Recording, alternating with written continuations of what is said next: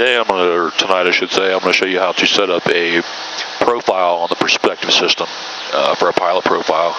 And you can set up a bunch of different ones if you have a plane that, you know, say you have partners in, or it's in a flying club or something. But I'll show you how to set up one, and it works the same way if you want to add others. So what I'm going to do first is I'm going to go through the system and just set, this is a brand new system, so it's just got factory settings. And I'm going to go through and change some settings, just some things that I like, and then I'll show you how to save that. So I'm going to go back here to the main map page.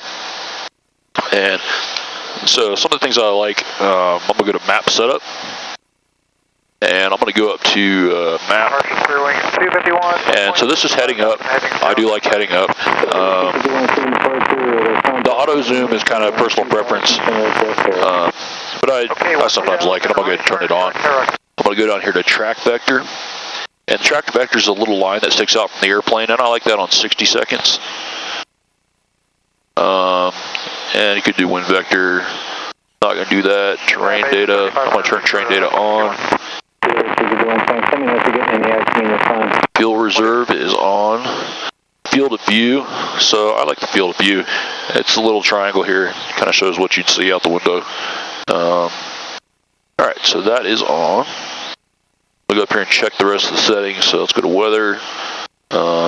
Cell movement. So next rad data is off. I'm going to go ahead and turn that on. And let's go ahead and turn cell movement on as well. Alright. Go up to traffic. Traffic is on. Everything's good there. Let's go to aviation. Safe taxi. Runway extension. So the runway extension is nice. This shows the airport you're going out or into. It'll show a dashed line out from either runway. So it's really nice, especially for a newer pilot that's trying to get used to figuring out which runway they're going into or how they're approaching the airport. I always like to have the runway extension on. Makes it pretty handy. All these other ones are airspace. That looks pretty good. Airways, low only. This is a normally aspirated airplane, so lat long is off, and that would just show the lat long grid on the background. The other things are related to the map. Alright, so that's pretty much set up. So I'm going to go into the system setup here. So I'm going to go in the system setup and do a few things here.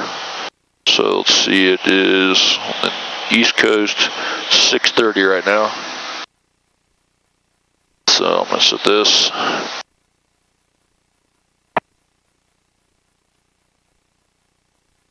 Alright, so that's set for Eastern time. Our altitude alert, like I said, this is normally aspirated, so I'm not going to worry about that. Altitude buffer is when you get the altitude alert. We're going to leave that on 200 feet. Let's turn Class Charlie and Class Delta on for alerts.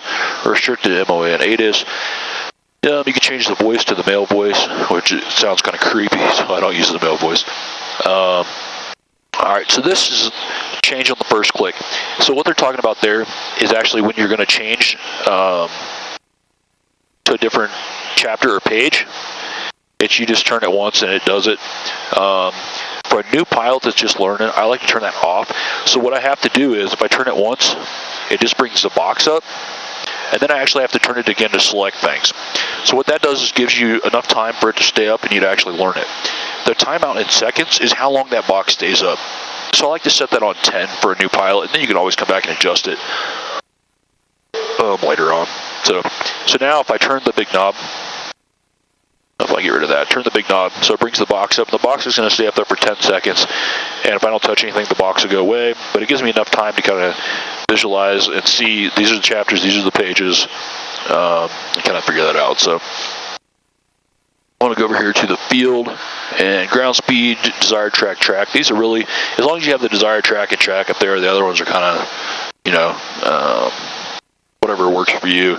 I'm going to change the ground speed because we have that on the MF or the PFD. So I'm going to change that to fuel on board. This shows me how many gallons of fuel I have currently. Alrighty, let's go down to the nearest airport.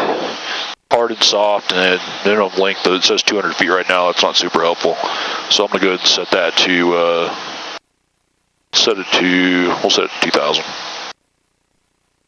Alright, so those are all the basic setups. There's a setup 2, and that's just for your stability protection. You'll really never change that one. Alright, so what we're going to do now is we've set up all the things that we want, and we're going to go to Create. I hit Enter, and it says Select a Profile. So we actually have to put one in. So, and you can name it whatever you want, obviously. Alright. And it says based upon the current settings. So that's why I set the settings up first. And I'm just going to go down to Create and Activate. There you go. And you can see there are 25 total. There are 2 used and 23 available. Alright, so Captain Steve is the current one. And I'm going to go back and delete the default CIRRUS one. I'll delete that guy out. Alright, so now on startup, you'll be able to select Captain Steve, or you can set up for obviously whatever you wanted. And so now when we start up next time, all these defaults are going to be the same as they were. And if we ever want to change anything, we can do that. But when we start up, the defaults will be whatever we had saved them as. So, hope that made sense, guys. And look forward to seeing you on our Facebook page at facebook.com/NorthStarAero. And let me know if you have any questions. Put them down below, or any advice or recommendations for new videos. All right, thanks, guys. I appreciate it. Fly safe.